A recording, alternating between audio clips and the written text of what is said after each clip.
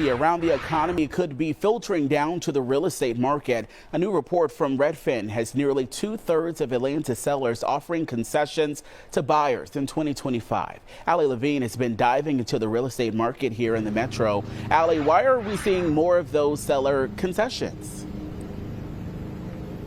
Well, Eric, you hit on it a bit already. Economic uncertainty is definitely part of it. Redfin also points to the high cost of housing and supply hitting a 5-year high as well. Now, according to Redfin, more than 61% of Atlanta sellers are offering concessions to buyers. That's in 2025.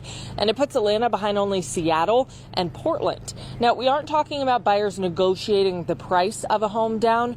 Redfin characterizes concessions as something the seller provided to bring down the buyer's total cost. And that could mean anything from money toward repairs, closing costs, or mortgage rate buy downs.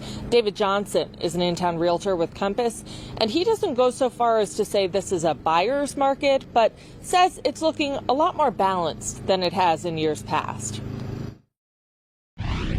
To get that buyer, in a little bit of an uncertain time, and to keep them all the way to closing, there might be more concessions handed out, especially than in the past, when we saw during the pandemic, which was very few concessions, heavily tilted in the seller's favor for those 2 or 3 years.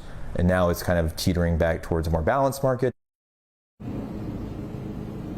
Interest rates are also a factor. The current 30-year fixed rate average mortgage in the country is 6.8%. That is according to the Federal Reserve. Now, Johnson says he's seeing fewer opportunistic buyers in this market right now.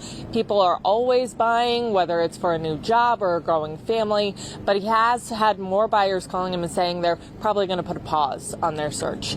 Reporting live in Atlanta, Allie Levine, Fox 5 News. All right, Allie, thanks so much.